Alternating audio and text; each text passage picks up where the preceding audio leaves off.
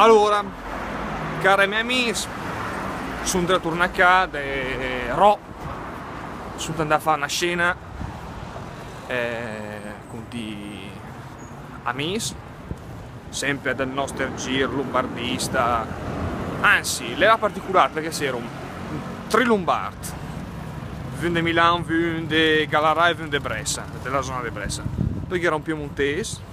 e il nostro amico Simone Slenk, che ormai aveva preso a Cugnos, e poi c'era due catalani della Catalogna,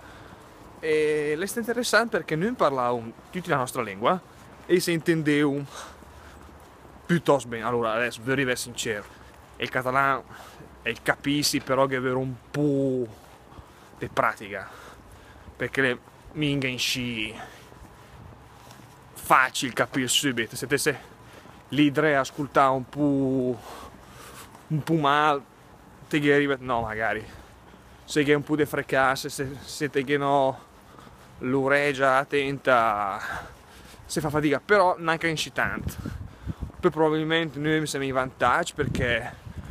siamo ormai abituati a cecciarà, a pensare alla lingua e in lingua, a appassionarsi a questa storia di lingua flucai, e dunque magari sempre più attenti. Quel che è sicuro che in Lombard la comprensione è sempre perfetta, anche se siamo zone differenti della regione, e che skill è positivo. E dunque adesso mi torno a casa e forse ho veduto la mia sorella con il suo moroso. Attenzione, vedremo e basta.